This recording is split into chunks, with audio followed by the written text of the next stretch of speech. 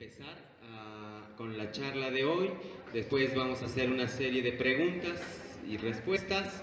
Y pues ayer platicaba con el doctor Alberto Arnaut, nuestro invitado hoy, para tener la posibilidad hoy de platicar sobre la evaluación docente y esto que significa el hostigamiento al magisterio, y precisamente que nos diera las razones sobre el por qué debería de cancelarse esta evaluación, qué significa esta evaluación, tener todos los argumentos suficientes para el razonamiento diario en nuestros propios espacios y poder incluso debatirlo con quienes siguen insistiendo en que esta es una evaluación necesaria y democrática en nuestro país.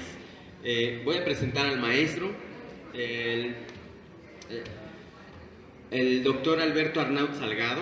Actualmente es profesor investigador del Colegio de México. Ha sido profesor de distintas instituciones de educación superior. Se ha dedicado al estudio de la historia de los maestros y de la política de educación básica y normal en México. También debería decir que de las maestras, porque si no, hay alguien que me regañaría. Del personal docente.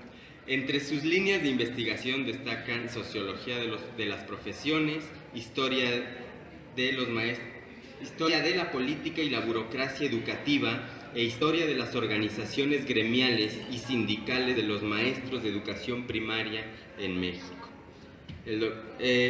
Es doctor en Historia por la Facultad de Filosofía de la Universidad Nacional Autónoma de México y máster en Ciencia Política por el Centro de Estudios Internacionales del Colegio de México y licenciado en Derecho por la Facultad de Derecho de la UNAM.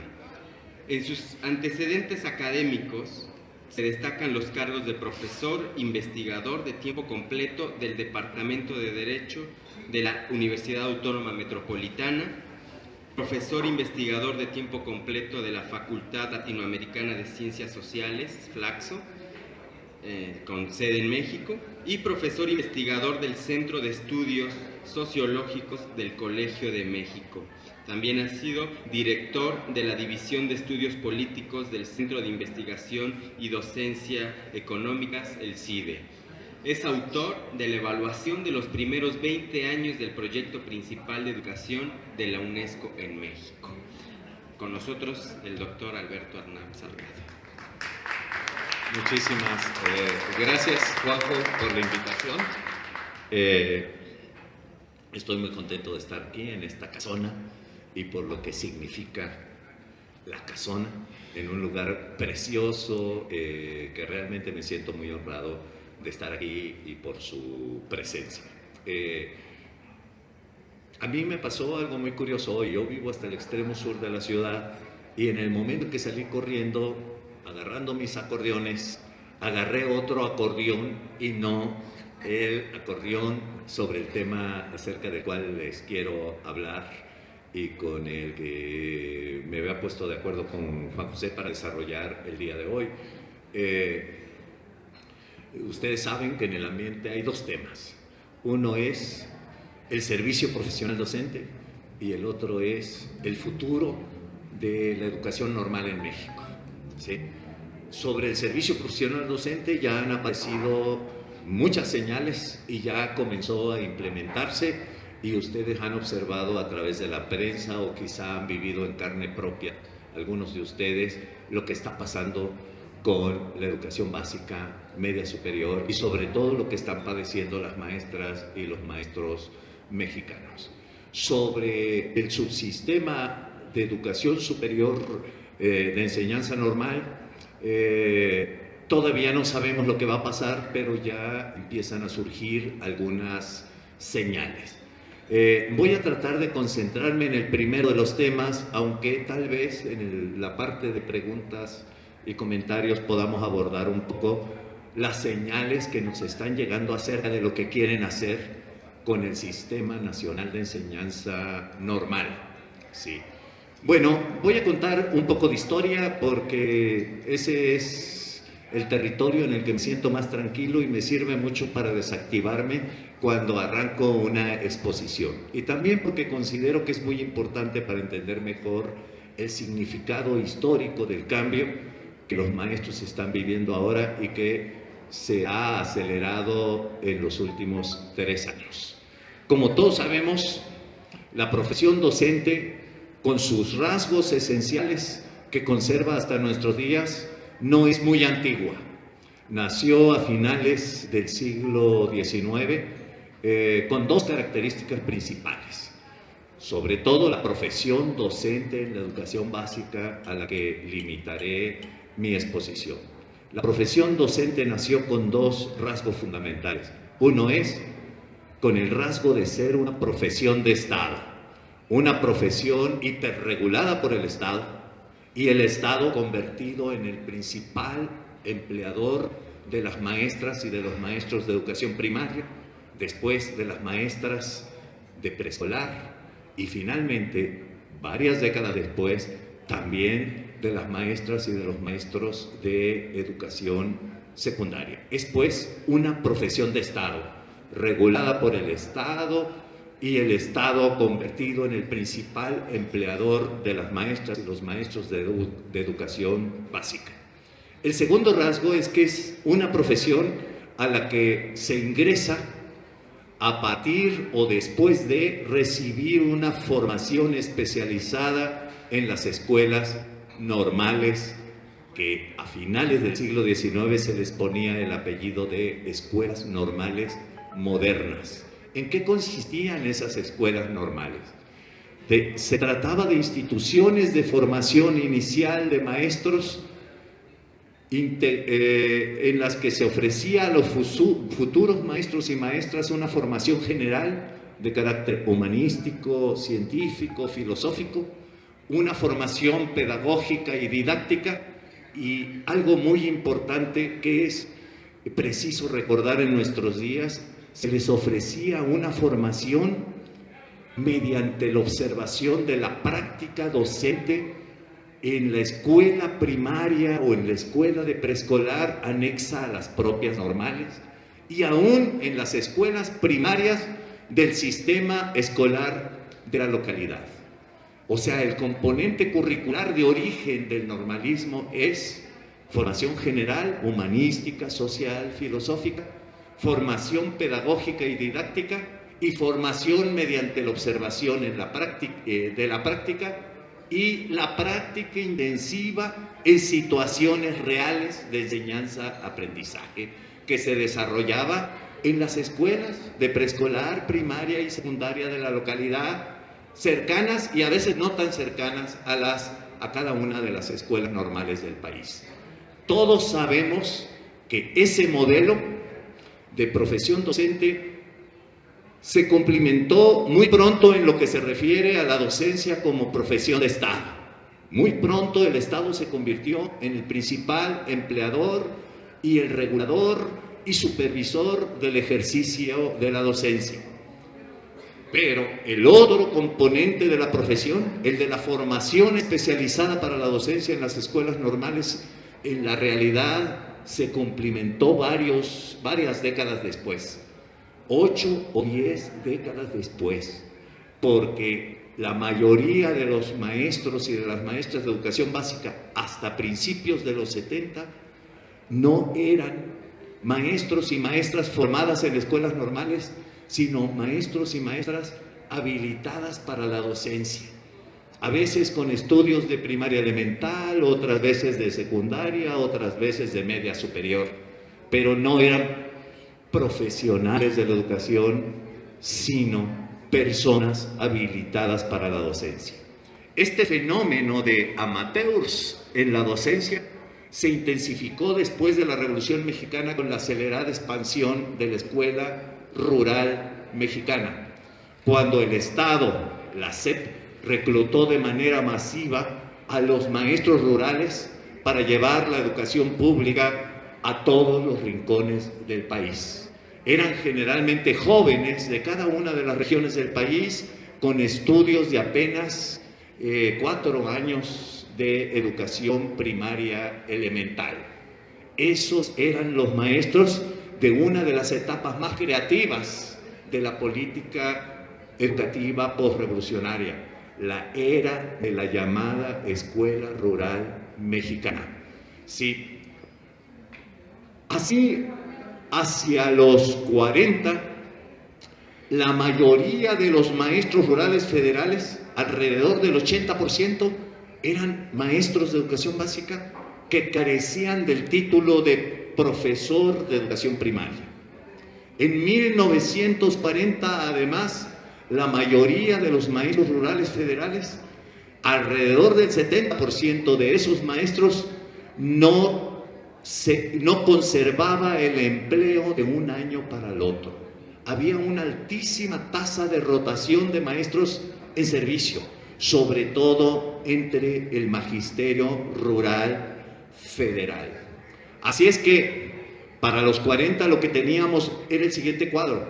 La gran mayoría de los maestros federales no tenían el título de profesor de educación primaria, y la gran mayoría de los maestros federales, sobre todo en las escuelas rurales, no tenían seguridad en el empleo, no tenían estabilidad.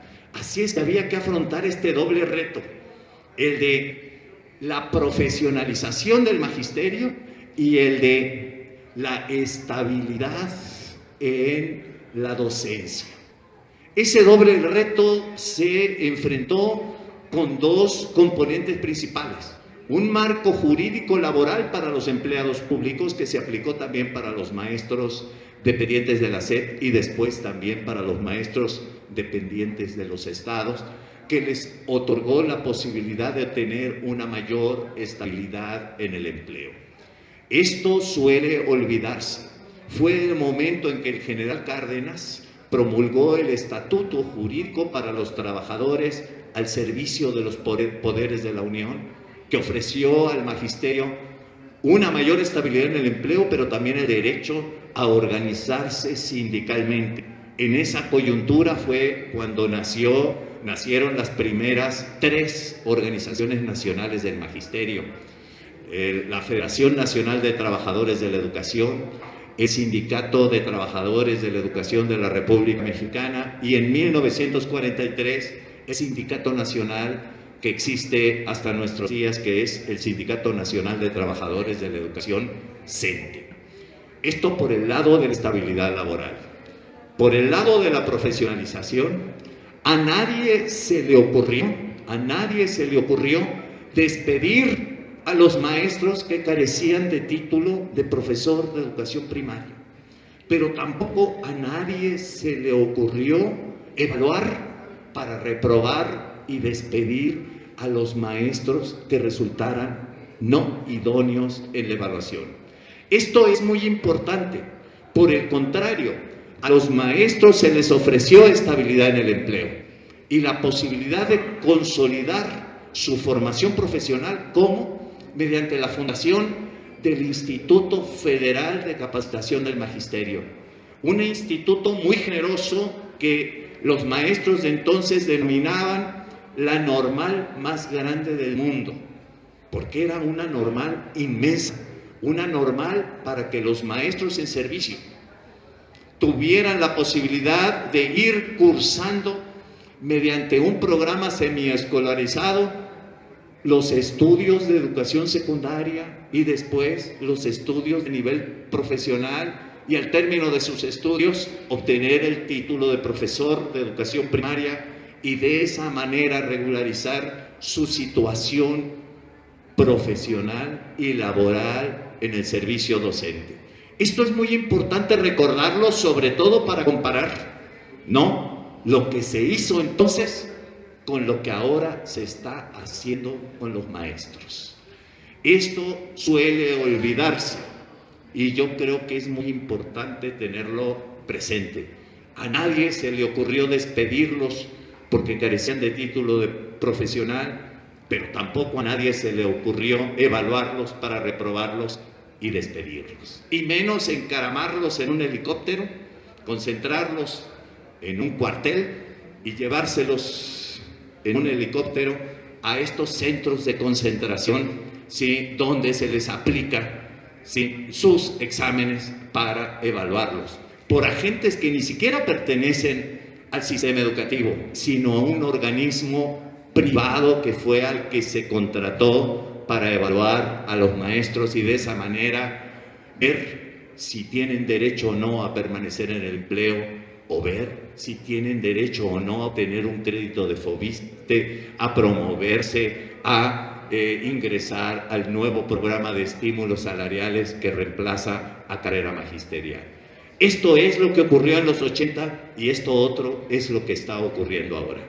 Pero quiero completar la historia. A partir de 1917 surgió un debate entre el magisterio de si, sobre todo a partir de que en el artículo 123 de la Constitución del 17 quedaron plasmados los derechos laborales para los trabajadores, para los obreros y sobre todo para regular la relación entre trabajadores y patrones y otorgarle derechos laborales a los obreros y el derecho de organización sindical. Surgió un debate en el magisterio acerca de si los maestros deberían ser sometidos al nuevo marco jurídico laboral de la Constitución del 17, si que deberían estar comprendidos o no en el 123 constitucional. Unos decían que no, que porque los maestros no eran obreros, y otros decían que sí, porque los maestros no eran obreros, pero eran trabajadores asalariados, sí, que a veces vivían en peores condiciones que los propios obreros agrupados en sindicatos. Vivían mejor, por ejemplo, quienes estaban agrupados en el sindicato de tranviarios, en el sindicato de electricistas, en los sindicatos petroleros, en los sindicatos mineros, etcétera, cañeros, etcétera, etcétera, que los propios maestros. Y sobre todo los obreros de esos sindicatos tenían mayor seguridad en el empleo que los propios maestros. Este debate, pues, se polarizó entre quienes consideraban a los maestros profesionales de la educación que no debían organizarse en sindicatos sino en colegios de carácter profesional, o que en todo caso se promulgase un artículo 123 bis para regular a los maestros, y quienes pensaban que los maestros eran trabajadores, tan trabajadores como los obreros, aunque en este caso se trataba de trabajadores intelectuales. Ganaron la batalla por diversas razones que no voy a resumir porque si no, no voy a llegar al tiempo actual. Ganaron la batalla quienes consideraban en aquella coyuntura que los maestros eran trabajadores de la educación. Y así quedó plasmado en el marco jurídico laboral que los reguló prácticamente hasta febrero del 2013. El estatuto jurídico que después se convirtió en Ley Federal de Trabajadores al Servicio del Estado y el reglamento de condiciones de trabajo de la SEP y el reglamento de escalafón que los reguló hasta febrero del 2013. Bueno, otra historia es la historia de la formación de maestros. Después del Instituto Federal de Capacitación del Magisterio se realizaron diversas reformas al sistema de enseñanza normal. Muchos aspectos se modificaron a lo largo de varias décadas en lo que se refiere a la enseñanza normal. Yo quisiera destacar nada más uno de esos aspectos, y es la duración de la carrera para formarse como maestros. Fíjense, en los 20, casi niños, terminando la primaria elemental, salían y ingresaban al internado de las escuelas normales rurales para allí recibir la formación, completar la educación primaria y recibir la formación profesional para obtener el título de maestro rural. Y en las escuelas normales urbanas salían de la primaria e ingresaban a las escuelas normales urbanas para allí mismo estudiar la secundaria y el nivel profesional para obtener el título de profesor de educación primaria. Los nombres no son solo cuestión de nombres. Las normales rurales otorgaban un título que decía título de maestro rural y las escuelas normales urbanas entregaban un título que decía título de profesor de educación primaria. Había una diferencia entre el maestro rural y el profesor de educación primaria. A partir de los 40 tendió a homogeneizarse el currículum de las normales rurales con el de la nacional preparatoria, es decir, las normales urbanas. Pero además tendió a alargarse la carrera para formarse como maestros. Se introdujo primero como requisito la secundaria. Después se introdujo en 1984 la preparatoria y en esas estamos hasta nuestros días. Estos cambios en el alargamiento de la carrera no solamente impactó la edad en que ingresaban a cada escuela normal, sino la edad en que ingresaban al servicio.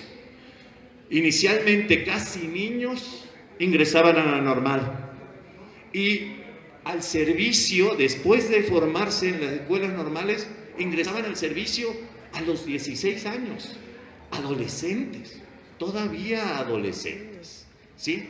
Esto es muy importante tenerlo en cuenta por el impacto que tuvo después la reforma curricular de las escuelas normales. Cuando se introduce el bachillerato como requisito para ingresar a las escuelas normales, entonces cambia la edad de ingreso a las escuelas normales y por supuesto cambia también la edad de ingreso al servicio docente. De ingresar casi niños a las escuelas normales, comienzan a ingresar casi jóvenes, quizá hasta casi adultos, ¿no?, a el nivel profesional después de haber estudiado primaria, ya no de 4 años, sino de 6, secundaria de 3 grados, preparatoria de 3 grados, y del nivel profesional se alarga la carrera profesional a 4 años. Entonces se alarga la carrera y se aumenta la edad de ingreso a las normales y de ingreso al servicio. Pero no solamente impactó la edad de ingreso al nivel profesional de las normales y la edad de ingreso al servicio, sino este cambio en el currículum impactó de otra manera a las normales.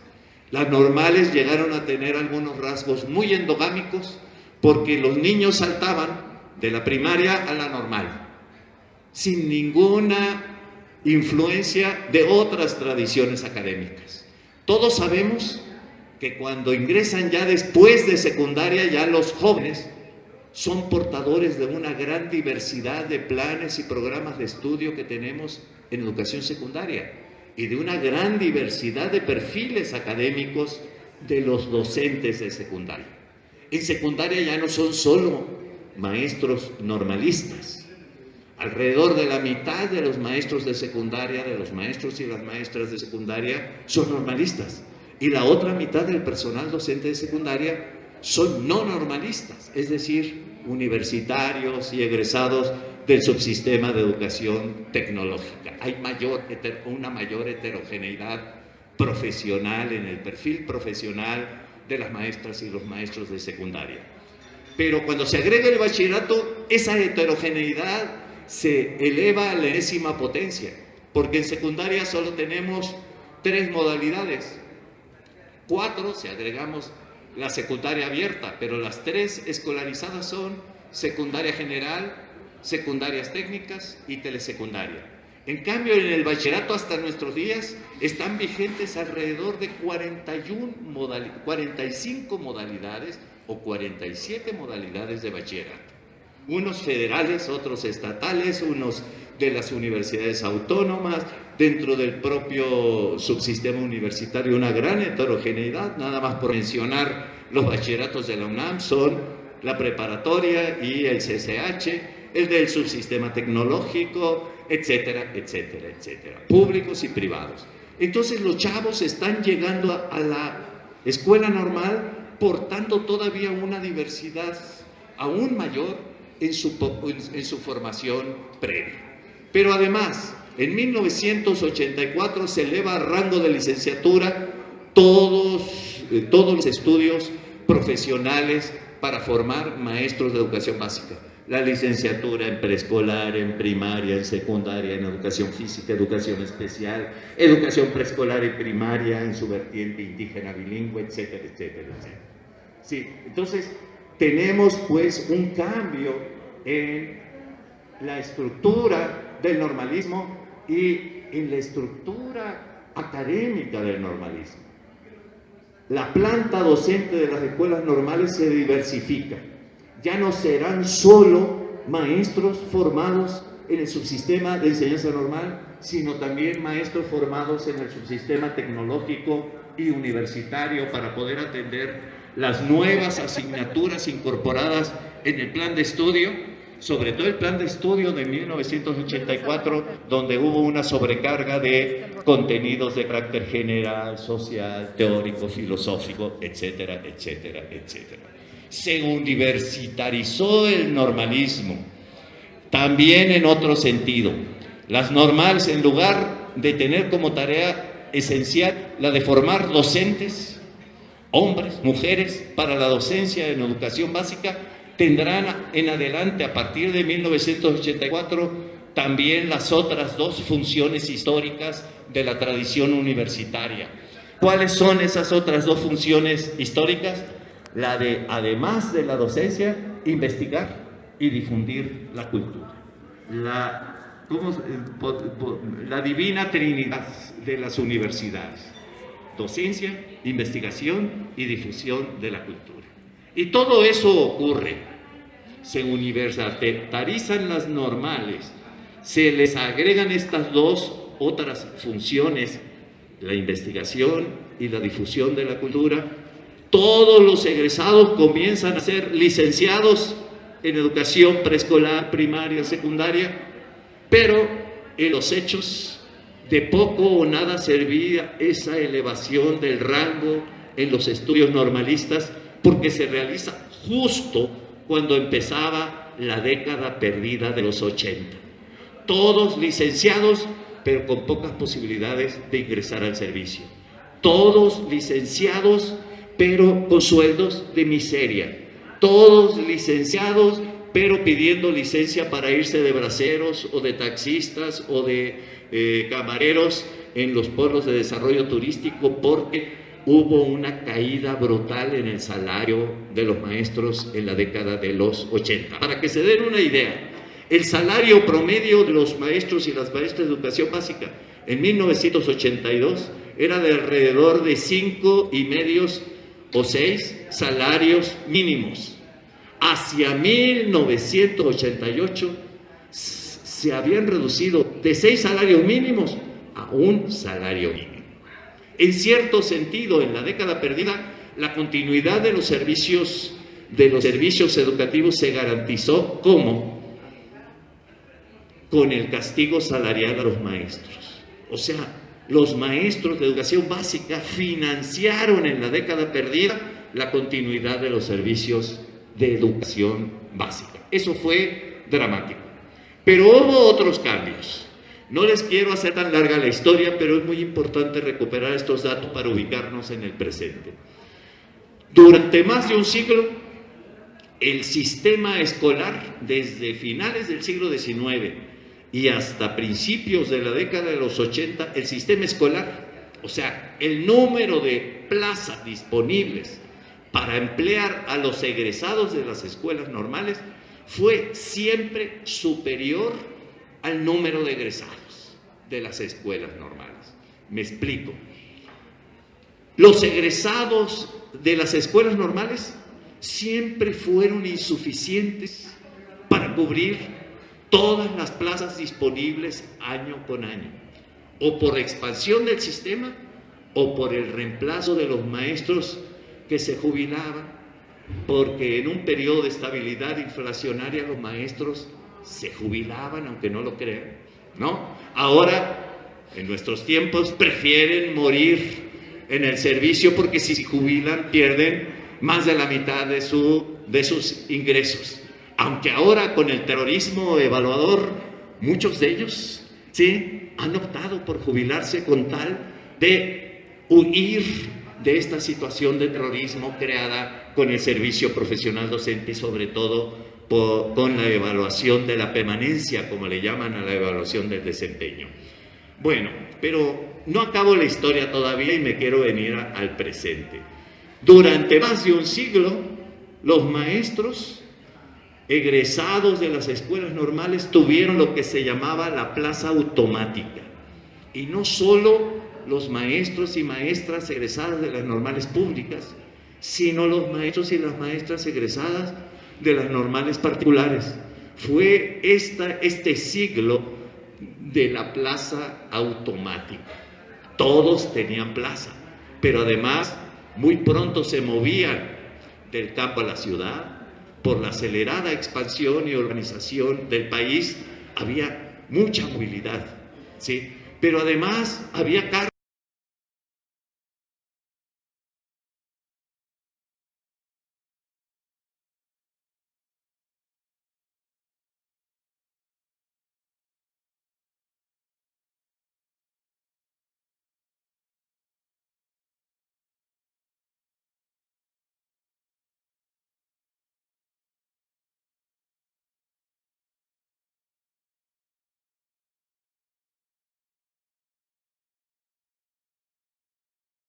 Y la permanencia está regulada y sigue siendo regulada hasta nuestros días por la Ley Federal del Trabajo.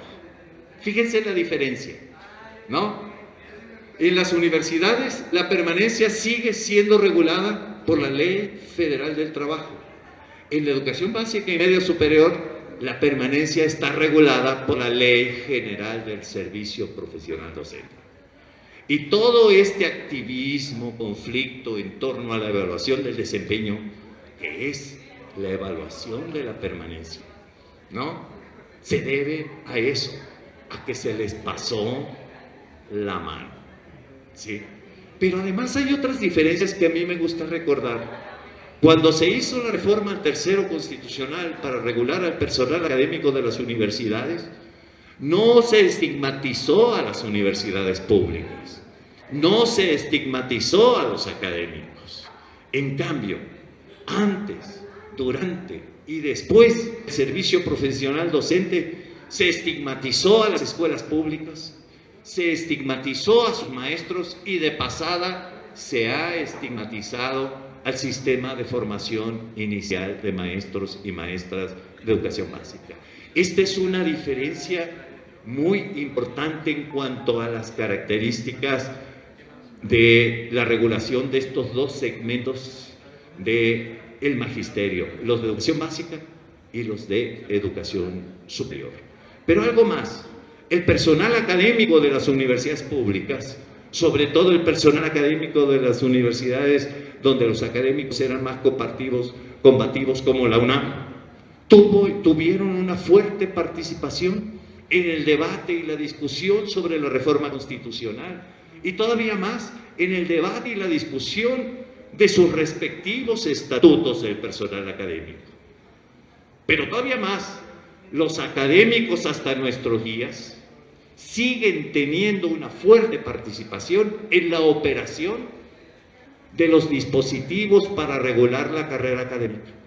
Comisiones mixtas de ingreso, comisiones para evaluar con el fin de otorgar becas por el desempeño docente, becas por el desempeño en investigación, becas o complementos salariales para ingresar y moverse en el Sistema Nacional de Investigadores, evaluaciones con participación de los académicos para obtener recursos frescos para realizar diversos proyectos académicos como es el PROMEP.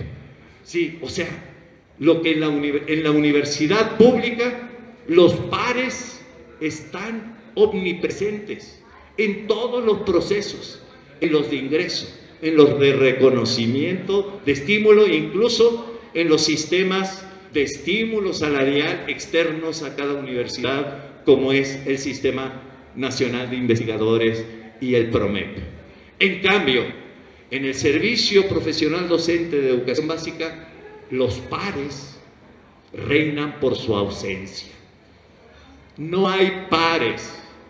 Los pares y los maestros de educación básica no participaron en la elaboración del proyecto de servicio profesional docente. No participaron en el debate de la reforma constitucional. No participaron en la elaboración de la Ley General del Servicio Profesional Docente. Y en la operación del servicio profesional docente, la única participación que han tenido es la de someterse, porque si no, se van. Eso es lo más dramático y lo más contradictorio del servicio profesional docente. O te sometes o te vas. Y esa ha sido la frase más repetida del secretario de Educación Pública desde hace 2 o 3 meses. Ya se olvidó del rollo de cuando acababa de tomar posesión del cargo de secretario, cuando decía: en esta etapa vamos a continuar la reforma educativa, que por cierto no es educativa, la vamos a continuar de la mano y muy cerca de los maestros. Pues sí, la ha continuado de la mano y muy cerca de los maestros, pero ya no como secretario de Educación Pública, sino como secretario de Seguridad Pública. Porque en lugar de ir de la mano de los maestros, ha ido de la mano de la Policía Federal, para cuartelar a los maestros y desde allí llevarlos en helicóptero a los campos de concentración, ¿sí?, en donde se les va a someter a evaluación por parte del Ceneval. Bueno, esto es una de las mayores contradicciones del servicio profesional docente. ¿Qué necesidad había de convertir la evaluación del desempeño en evaluación obligatoria? En las universidades públicas no hay nada equivalente a la evaluación del desempeño. Es en cierto sentido optativo. Quienes quieren obtener una beca se someten a una evaluación.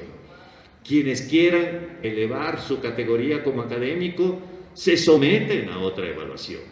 Quienes quieren ingresar al Sistema Nacional de Investigadores, pues preparan su expediente. Es una lata hacerlo y se someten a otra evaluación.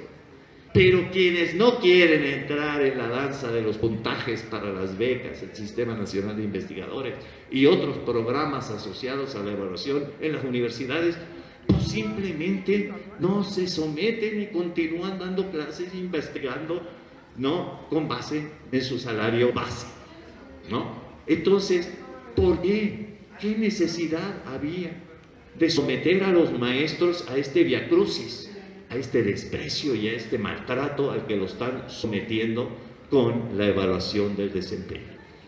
Eso no se lo merece ningún grupo profesional. Ninguno se lo merece. No lo encontramos en ningún otro lado, en ningún otro campo ocupacional. No hay tal, ni en el gremio de los ingenieros, ni en el de los médicos, ni en el de los contadores. Nada parecido hemos encontrado en la historia de las profesiones en nuestro país. Pero toda la sevicia se está cargando contra el magisterio de educación básica y media superior. Y eso me parece aberrante. Lo más aberrante es que se quiere profesionalizar al magisterio de educación básica sin la participación de aquellos a los que se quiere profesionalizar. Es más aberrante aún que hasta nuestros días tengan más participación gentes que ni conocen, ni quieren, ni valoran a la escuela pública y a sus maestros, y menos a su sistema de formación normalista, como son los empresarios, que ni conocen, ni quieren, ni valoran, ni les importa conocer. Yo creo que eso es muy grave, que empresarios que no saben nada de la educación básica tengan más participación que aquellos a los que quieren profesionalizarse. Nosotros sabemos que uno de los rasgos esenciales de cualquier profesión es que ese grupo profesional participe en la regulación de su propia profesión. Aún más, que participe en la operación de los resortes de regulación de su propia profesión. Pero todavía más, que ese grupo profesional tenga autonomía técnica para el ejercicio de su profesión.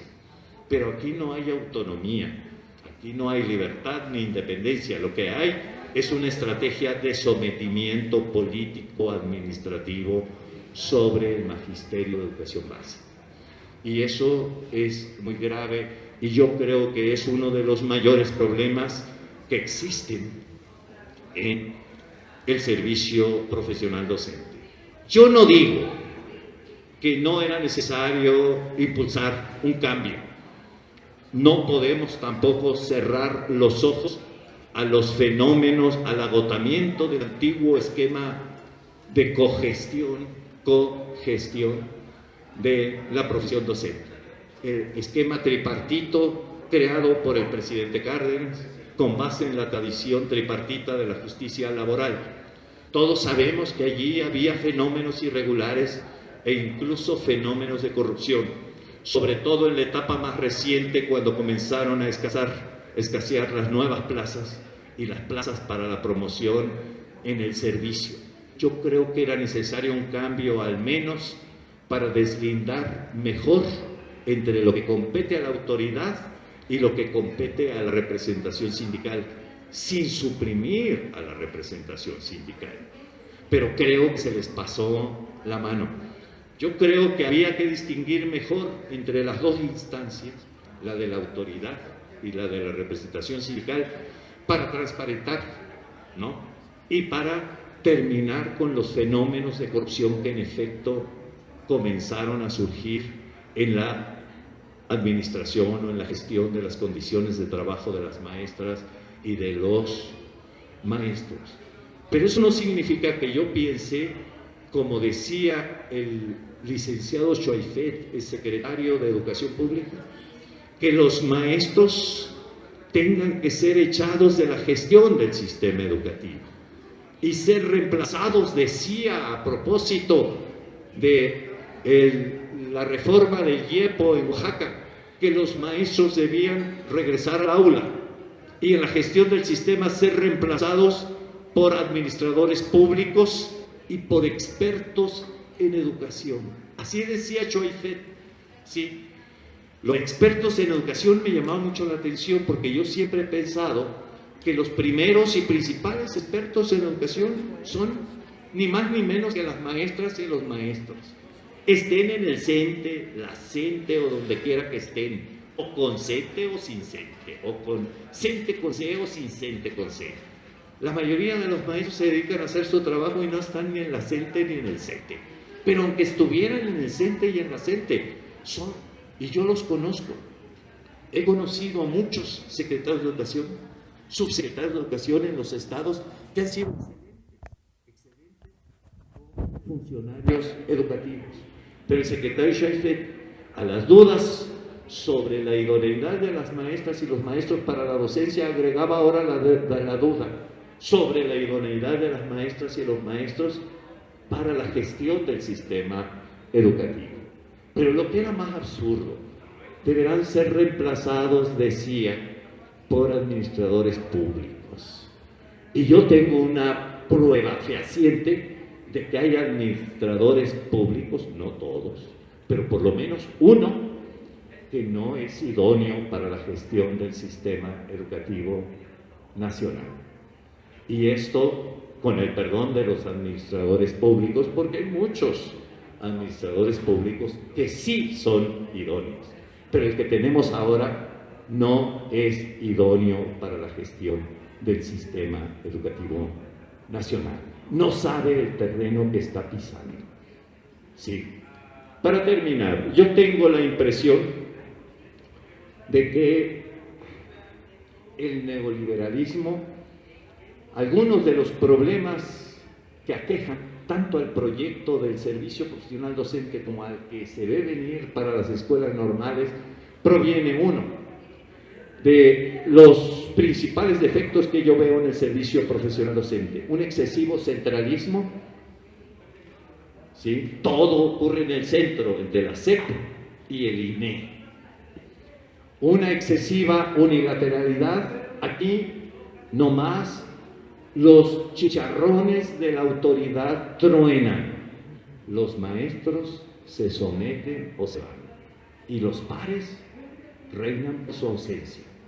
Los maestros evaluando a los maestros no aparecen por ningún lado, y son evaluados por dos burocracias, la de la SEP y la del INE, que no son sus pares, son otros. Y son otros que están muy lejos, allá en el centro, y sobre todo muy lejos del trabajo cotidiano en las escuelas. Y para terminar, el otro exceso que está padeciendo el servicio profesional docente es el de la evaluación. Evaluación para todo, evaluación como la panacea, pero no solamente el exceso de evaluación, sino el exceso en las consecuencias de la evaluación. Se les pasó la mano. La idea de una evaluación con consecuencias es una idea empresarial. Cuando decían evaluación que no tiene consecuencias, no estaban pensando en una evaluación para mejorar la formación de los maestros, para mejorar los programas educativos, para mejorar las condiciones en las cuales transcurre el proceso educativo en las aulas, en las escuelas, para mejorar las condiciones de escolarización de los niños y las niñas, que como todos sabemos, en las escuelas públicas provienen en su gran mayoría de los estratos de menores niveles de ingreso y de los grupos sociales mucho más marginales y de más difícil escolarización. No estaban pensando en evaluar para mejorar los programas o para mejorar las condiciones de la docencia y de la escolarización. Estaban pensando en evaluar para reprobar y correr a los maestros, en evaluar para someter a los maestros, en evaluar para despedirlos, porque finalmente lo que están tratando de decir es que la calidad solo se puede apoyar en la precariedad en el empleo, como lo hacen ellos en sus empresas con sus contratos flexibles. Si no te sometes, te vas. Así les dicen a sus empleados y trabajadores, y así están diciendo ahora a los maestros a través de la SEP y del INE.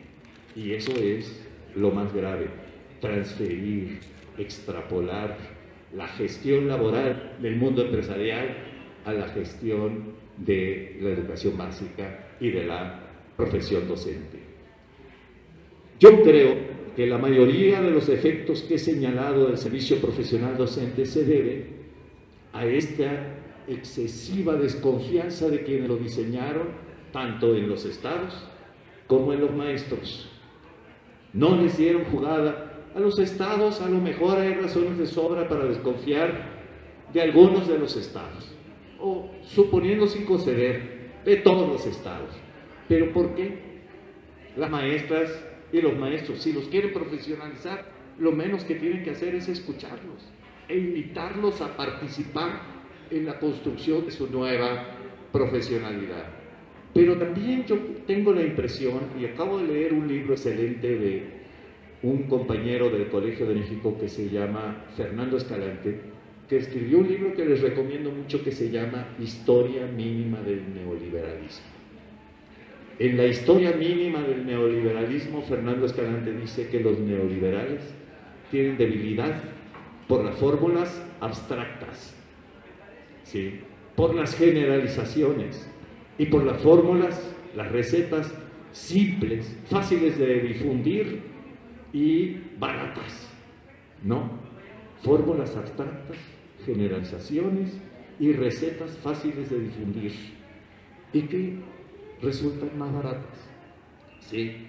Por eso el neoliberalismo no se lleva bien con la etnografía, por ejemplo, nos dice Fernando Escalante, porque la etnografía les mostraría lo concreto, y en lo concreto aparecería la desigualdad y aparecería la libertad, la diversidad, y la desigualdad y la desigualdad le provoca urticaria a los neoliberales.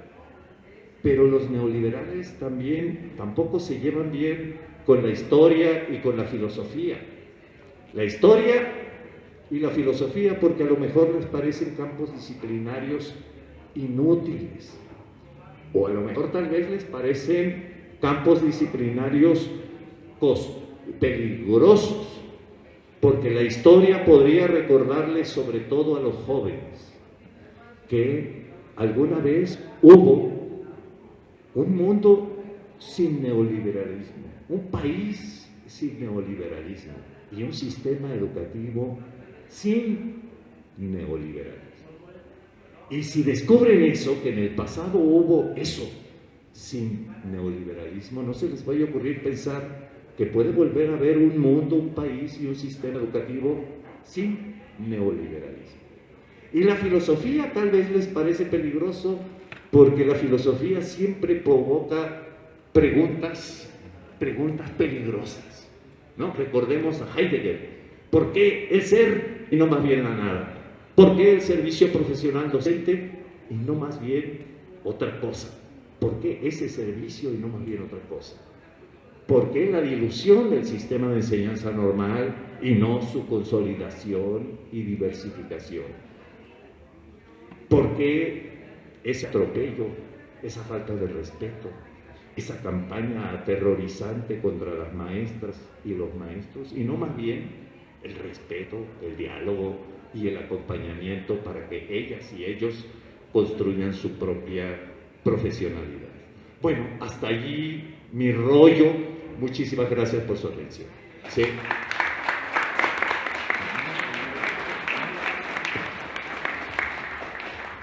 Bueno, bueno, la verdad es que ha sido una clase extraordinaria. Me dice el doctor que si no se extendió, le digo que no, que estaría genial seguir atendiendo este trabajo histórico que nos acaba de desarrollar. El doctor se va a tener que ir pronto, ¿verdad? No. ¿Me decía, no? Bueno. Ah, perfecto. Entonces, bueno, después de este gran repaso histórico y actual sobre la evaluación docente, yo me quedo con esta cuestión del desprecio, el maltrato, el acoso que existe en este momento contra las y los maestros, con una pregunta para el doctor ante este intento de sometimiento exclusivo que intenta hacer la autoridad hacia las y los maestros, en su visión, ¿qué es lo que pasará? Es decir, ¿qué es lo que hemos visto que se están, a fin de cuentas, dando varios fenómenos de respuesta, que es no acudir a las evaluaciones, en otros casos acudir incluso voluntariamente, porque bueno, a fin de cuentas algunos dicen, venga, yo me tengo que evaluar porque de todos modos no quiero perder la chamba.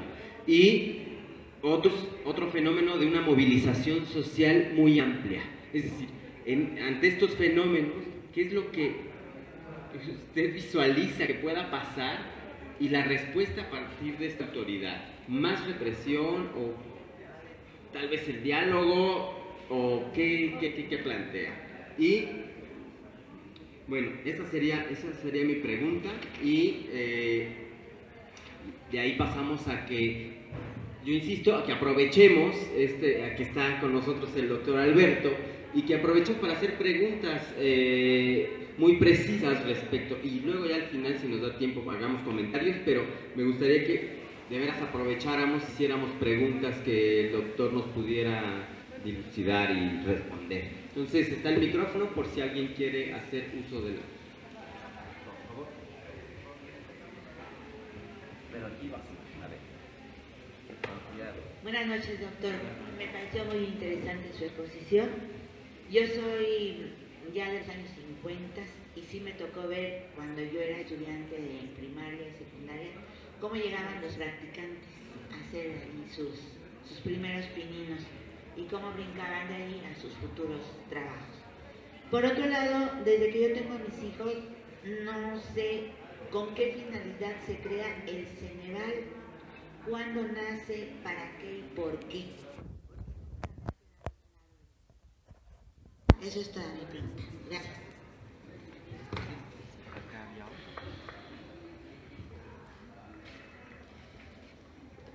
Bueno, sus términos no todos los entiendo, pero no soy profesora, pero trabajo en una escuela también. Y yo veía que esto no tenía ni pies ni cabeza. Y ahorita pues ya le empiezo a ver algo de los pies. Es difícil entender por lo que acabo de decir, los términos, pero lo que sí entiendo y lo que sí entendía es que era lo absurdo de lo absurdo con ese examen. Y yo tuve la oportunidad de llamar a los maestros cuando ya les iban a hacer el examen. Me quise prestar para llamarlos. Entonces iban a contestar el teléfono de la Administración Federal y les daban un número para poder manejar la computadora, muy específico para cada profesor. Pero solamente una profesora no fue llamada de todo el grupo que ya estaba específicamente llamado a ese examen.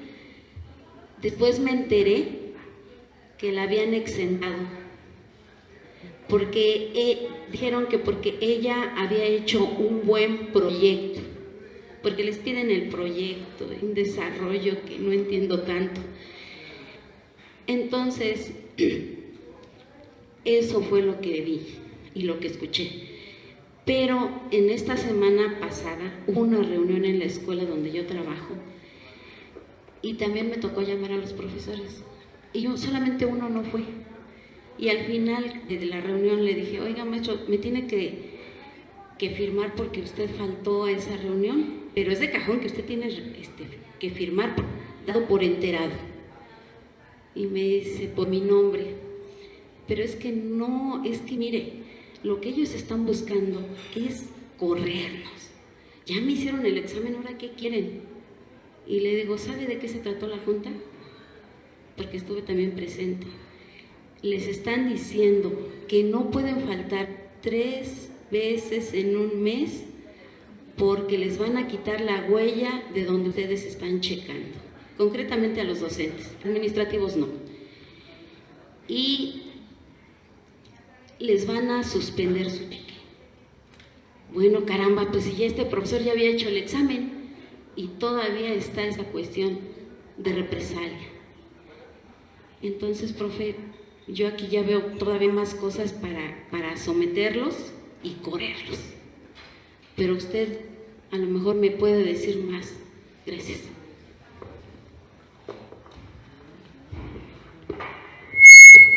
No, creo que lo voy a tener que hacer.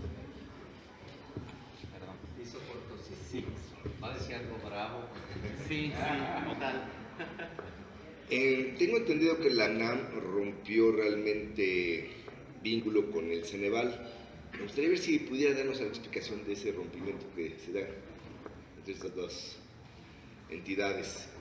Por otro lado, yo entiendo que esta educación evaluada, entre comillas, científicamente, que tiene, en el caso concreto ahorita aquí de la SEP, pues repercusiones directas laborales muy drásticas, pero como había mencionado que también en las universidades, escuelas de educación superior, en otra modalidad con la carrera académica, también se ha establecido en buena medida esas formas modernas de evaluar y regular la educación.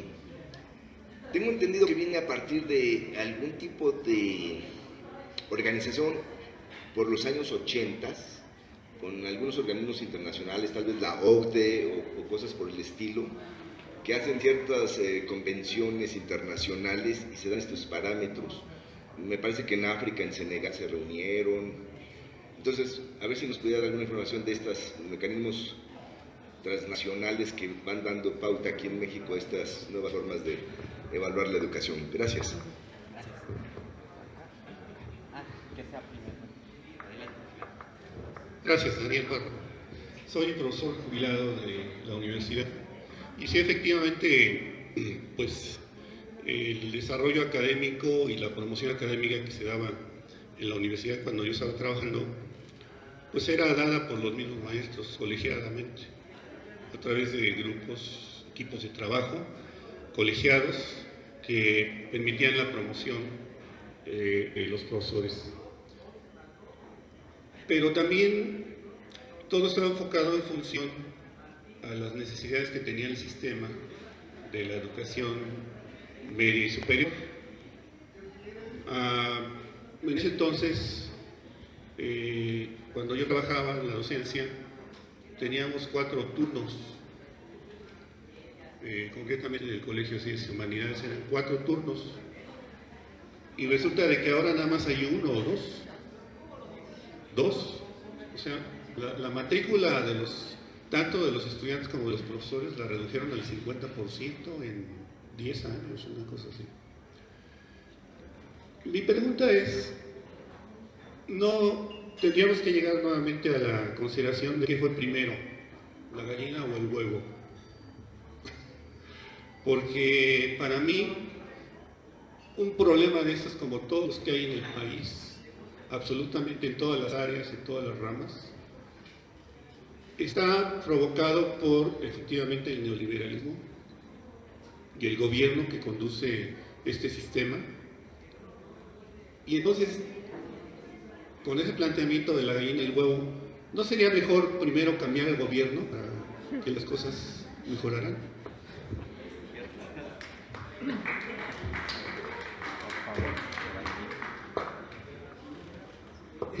Buenas noches. Maestro, mi pregunta es la siguiente. Soy maestro jubilado de educación secundaria aquí en el DF y mi inquietud es ¿cuál sería su postura y el llamamiento que haría hacia los maestros de educación básica en la Ciudad de México ante lo que está viviendo en el país, especialmente en Guerrero y en Oaxaca, ante la situación? Por ejemplo, porque las normales son muy débiles. Desde el gobierno dictan planes, programas, políticas institucionales, dispositivos para el control de la vida académica de las normales, y las normales no cuentan ni siquiera con el CENTE, porque no hay una relación articulada con el CENTE. No cuentan, por ejemplo, con algo con lo que cuentan las instituciones públicas de educación superior, que es una especie de corporación de corporaciones, o si ustedes quieren, de sindicato de sindicatos, o confederación de sindicatos, que se llama ANUYES.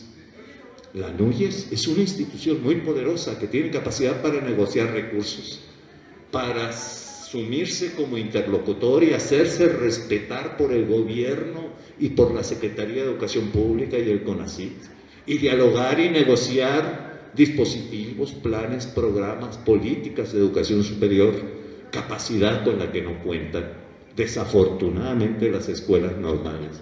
Y la mayoría de las escuelas normales del país están esperando a ver qué les dictan desde el centro en la próxima reforma que se ve por venir. Y parece que lo que les quieren dictar desde el centro es su disolución. Y eso es grave, pero no ha sido el tema de esta presencia. Esto en lo que respecta a esta relación compleja que se da entre universidades. Yo creo que nosotros, los universitarios, tenemos que voltear a ver a los otros. En el discurso oficial, por ejemplo, cuando hablan de educación superior, siempre piensan en clave universitaria. A veces se acuerdan también del subsistema de educación tecnológica. Y de milagro, cuando llegan a acordarse, se acuerdan también del subsistema, del tercer subsistema de educación superior, que es el de enseñanza normal. Y lo más grave es que muchos colegas que se dedican a la investigación sobre educación superior hacen lo mismo. Cuando piensan en la educación superior, piensan en la clave de la universidad a la que pertenecen, después en la clave de las universidades públicas del país, después en el subsistema tecnológico, y a veces ni se acuerdan de que existe un tercer subsistema que se llama de enseñanza normal. Y eso es grave, es la invisibilidad de un subsistema. Y si un subsistema es invisible e innombrable, está al borde de la extinción. Cuando un actor, un sujeto, una persona se convierte en invisible, ¿sí?, es ya la muerte social y cultural. Es la víspera de la muerte física, ¿no?, de la clausura y la disolución. En cuanto a las políticas globales, Es cierto que buena parte de la historia del sistema educativo nacional, desde el siglo XIX, sin haber organismos internacionales, podemos observar en América Latina y en el mundo una especie de internacional educativa, que tenía sus polos en distintos países, en Alemania, en Suiza, en Francia, en Estados Unidos, la educación popular, y desde allí estaban mandando señales al mundo, pero un mundo multipolar.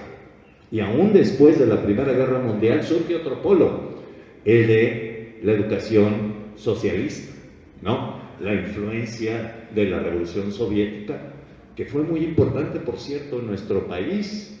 Lunacharsky tuvo una influencia muy fuerte sobre la política educativa de Vasconcelos, y aún después, en los años cardenistas de la educación socialista. Sin embargo, después, Jaime Torres Bodet fue el primer presidente del organismo internacional por excelencia que influía mucho en las políticas educativas y culturales del mundo. El gran centro de producción curricular del mundo fue la UNESCO. Era una institución con un compromiso social muy fuerte, contenido humanista, científico, ¿sí?, que no le temía a lo concreto, ¿no? Poco a poco, ese gran centro de producción curricular, de políticas educativas para el mundo y sobre todo para América Latina y para México, la UNESCO fue perdiendo terreno y fue reemplazada por el Banco Mundial. Y después, la UNESCO y el Banco Mundial fueron reemplazados por la OCDE. La OCDE es la gran productora del currículum globalizado. Y los dos santos y señas de la OCDE, ¿qué son? Educación por consecuencias y evaluación, mucha evaluación. Pero en el caso de México, la situación es muy curiosa. En los últimos años, sobre todo en el nuevo siglo, el gran centro de producción curricular y de políticas educativas del mundo globalizado, ¿sí?, no mandaba las señales generales para México, o no solo mandaba esas señales generales, sino que a México le mandaba señales para la reorientación de la política educativa, señales sobre pedido. Aquí hay un fenómeno muy curioso.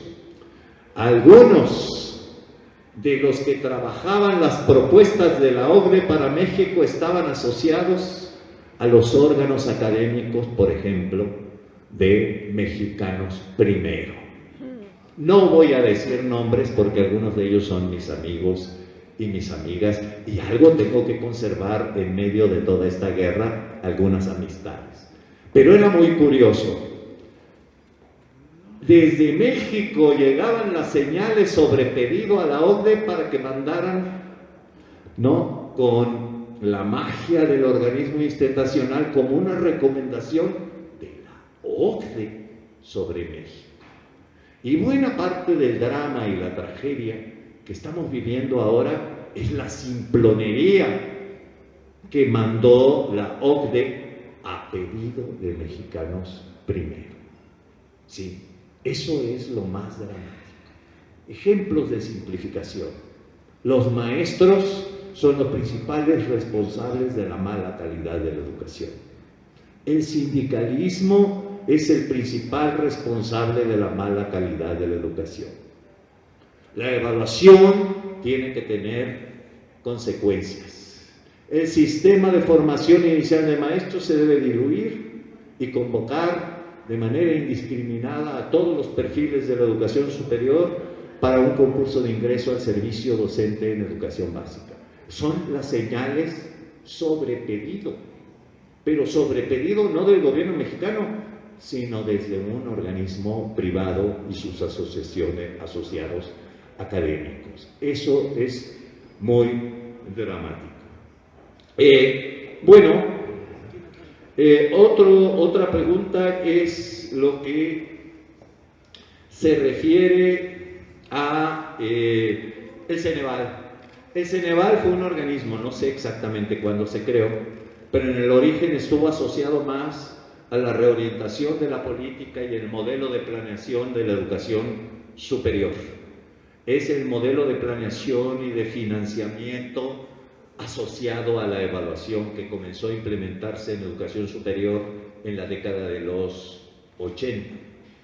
¿Sí? Y después se fue trasladando también a ámbitos muy específicos como pueden ser los exámenes de selección de los aspirantes a ingresar a las escuelas normales públicas. Y después también se expandió para evaluar los logros de los estudiantes normalistas, los logros a nivel intermedio y al final, en el último semestre, de las licenciaturas en educación preescolar y en educación primaria. Y al mismo tiempo fue ampliando su influencia sobre el sistema educativo. Todos sabemos que ahora en muchas instituciones de educación superior existe el modelo de titulación a través de un examen de Ceneval que acredita los estudios para otorgar y reemplaza con cierta frecuencia incluso la elaboración de las tesis. Estudiantes que obtienen un determinado promedio, sí, se les aplica una evaluación de Ceneval y pueden resultar ya acreditados en sus estudios de licenciatura por Ceneval. Y ha desempeñado mucho. La última incursión de Ceneval, yo que me dedico a la educación básica, nunca me había dedicado a estudiar Ceneval, pero ahora lo tengo que estudiar porque yo me dedico a educación básica. Y lo que parece que está ocurriendo con la evaluación del desempeño es que ni la SEP ni el INE están evaluando el desempeño de las maestras y los maestros, sino que contrataron los servicios de Ceneval para evaluarlos. Entonces el Ceneval es el que está operando la evaluación de las maestras y los maestros de educación básica. O sea, un organismo privado. Ya se privatizó la evaluación del desempeño. Y decían que no se iba a privatizar la educación, pero ya se privatizó algo muy importante, la evaluación del desempeño de las maestras y los maestros de educación básica. Bueno, la última pregunta, ¿qué es lo que va a pasar? ¿Qué es lo que va a pasar?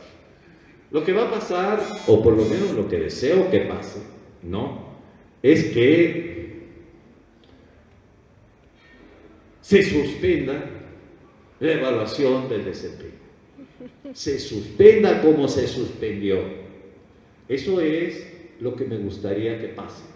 No soy ingenuo y no creo que vaya a pasar, pero tengo que decir lo que me gustaría que pase. Y después les digo lo que creo que va a pasar.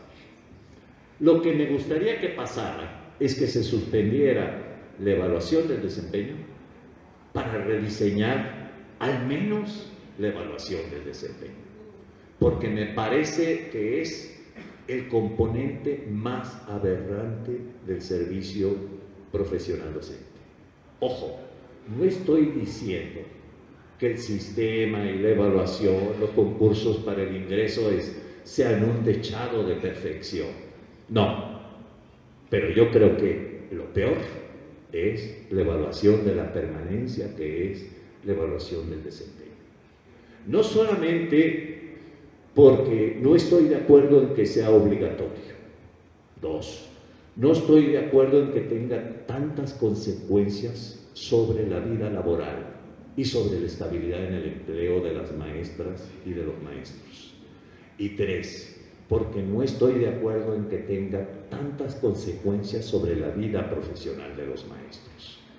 Porque si un maestro resulta insuficiente en la evaluación del desempeño, deberá someterse a un programa de regularización y además deberá someterse a una tutoría obligatoria dictada unilateralmente por la autoridad educativa. Y eso me parece también aberrante. Al mismo tiempo que se promulga la Ley General del Servicio Profesional Docente, donde queda incorporada la evaluación del desempeño, se introduce en la Ley General de Educación un modelo de formación continua de maestras y maestros en servicio que no tiene nada que ver con esto que se está incorporando en la evaluación del desempeño. Porque además, lo más aberrante es que los maestros, si no se someten a la evaluación, se van. Si reprueban a la cuarta evaluación, también se van. Pero además, si no se someten a un programa de regularización definido unilateralmente por la autoridad educativa, también se van. Si no aceptan la tutoría, también se van. ¿Qué programa de formación y de desarrollo profesional es ese que está basado en la amenaza, en el castigo? Y no hay peor castigo que el despido. Y eso dice la reforma educativa, que no es educativa, dice que no es punitiva. Y yo no veo en la ley, y sobre todo en la evaluación del desempeño, nada más punitivo que las consecuencias de no someterse a esa evaluación y las consecuencias de reprobar esa evaluación. Por eso creo que se debe suspender para modificar. Fíjense, las ventajas que tendría nada más eliminar el carácter obligatorio de la evaluación. Suponiendo, sin conceder, que se eliminara el carácter obligatorio, disminuiría el número de maestros a evaluar, porque solo se someterían a esa evaluación las maestras y los maestros que se quisieran mover en el escalafón, ¿no? Que aspiraran a ocupar un cargo de director, de directora, de supervisor, supervisora, o de jefe de sector, o cambiar a la función de apoyo académico, técnico, pedagógico a las escuelas. Pues los que quieran moverse en esa jerarquía, pues que se muevan y se sometan, ¿no? Como ocurre en las universidades, los que quieran promoverse se someten a la evaluación y vámonos. Pero además, disminuyendo el número de maestros a evaluar, el INEE podría tomar la iniciativa de diseñar un sistema de evaluación del desempeño que realmente evalúe el desempeño e incorporar a los propios maestros y maestras, es decir, incorporar a los pares, como ocurre en las universidades, incorporar a los pares en la evaluación de los pares. Todo eso se desencadenaría nada más eliminando el carácter obligatorio, ¿sí? Los que quieran ingresar al programa de incentivos que reemplaza carrera magisterial, pues que se evalúe, ¿no? Pero el universo de maestros a evaluar disminuiría más o menos en un 50%. Otra cosa, me parece que un aspecto aberrante de la evaluación del desempeño es evaluar de la manera como están evaluando. Muchos expertos en evaluación dicen que esa evaluación no evalúa el desempeño. O sea, la evaluación del desempeño no evalúa el desempeño. Y eso es gravísimo. Y además es lo más difícil de evaluar, el desempeño. Y estos creen que con ese examen y estas evidencias y este ensayo de, ¿cómo se llama?, planeación didáctica razonada que se tiene que escribir allí mismo frente a un monitor en 4 horas, después de otras 4 horas en la mañana para responder un examen de más de 150 preguntas, es absurdo. Este no es un examen de evaluación del desempeño, este es un examen de resistencia. Imagínense 4 horas en la mañana frente al monitor para responder al examen de opciones múltiples. Y luego después de comer con todo y la digestión y los helicópteros volando y la policía a un lado, elaborar un ensayo, ¿no?, que consiste en una planeación didáctica, razonada o reflexiva, no sé cómo la llaman. Esto es absurdo. No está evaluando el desempeño, la evaluación del desempeño, ni la está evaluando en las condiciones más favorables para que las maestras y los maestros respondan realmente a esa evaluación. Pero algo más iba a decir sobre la evaluación del desempeño que se me peló en este instante. Al rato me voy a acordar. Otro dato, el político. Yo creo que el agravio de esta evaluación, sobre todo, es no solamente contra las maestras y los maestros del territorio histórico de la Coordinadora Nacional de Trabajadores de Educación.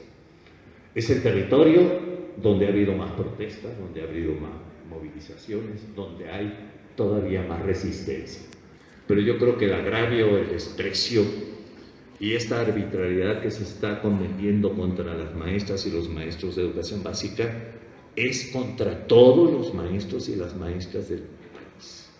No solamente contra los maestros y las maestras de Oaxaca, Chiapas, Guerrero, Michoacán y los lugares donde ha habido mayor resistencia contra esto. Yo creo que en el magisterio, incluido el magisterio que no sale a la calle, el que jamás va a salir a un plantón ante una oficina educativa o al bloqueo de una carretera, yo creo que hay indignación, porque eso es intolerable.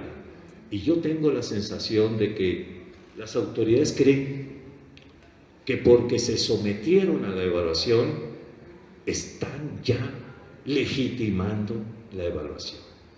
Y yo creo que están muy equivocados, sobre todo porque el hecho de que se sometan por las razones que ustedes quieran, porque creen que está bien, pongamos, porque les ofrecieron muchas zanahorias, ¿no? Que aumentar el sueldo, que promoverse, que horas adicionales, hasta créditos de Fobiste les ofrecieron a finales de septiembre, ¿no?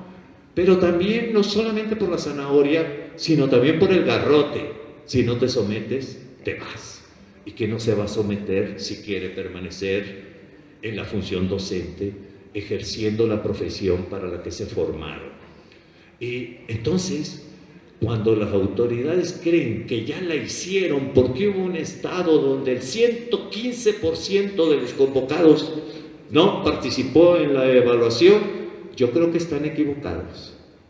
Y yo creo que la participación de las maestras y los maestros fue mucho menor de la que están informando. Y no hayan cómo tapar el sol con un dedo.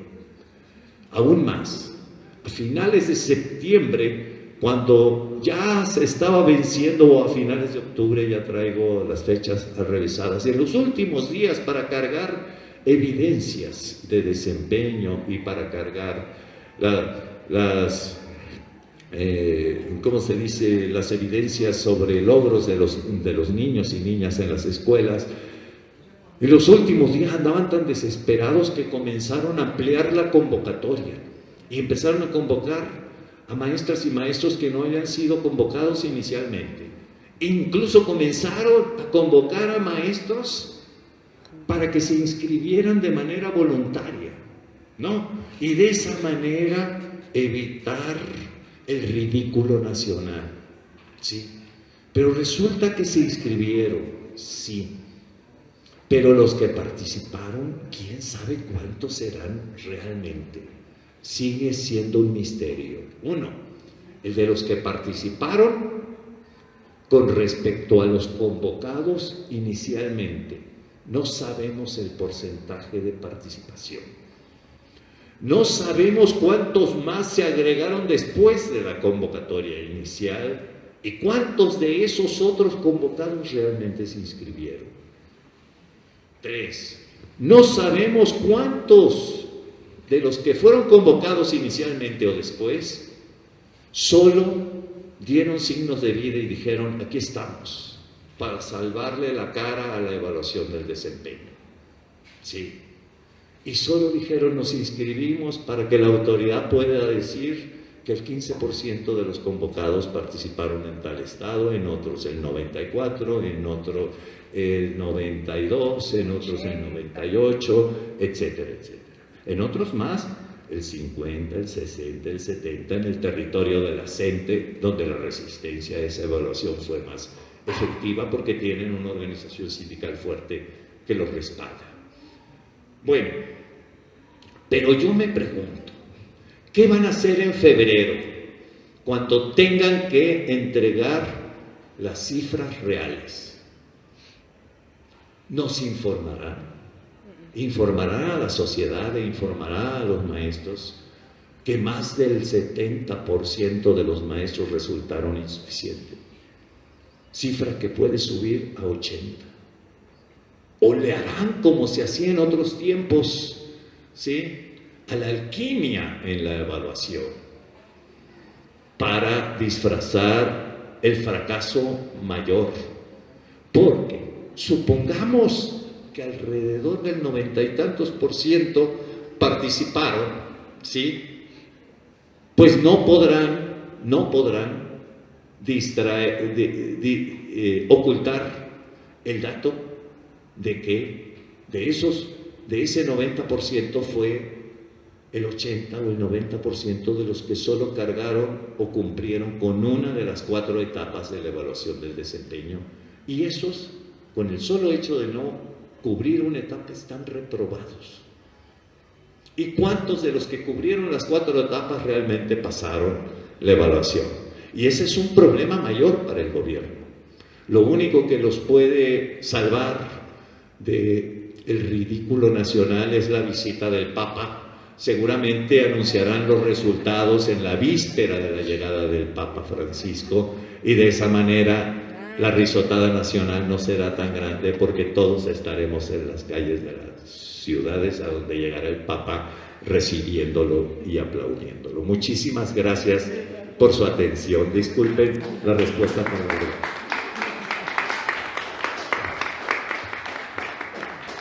Bueno, pues primero que nada agradecerle nuevamente al doctor Alberto Arnaut su participación. De verdad ha sido genial, muy explícita, genial.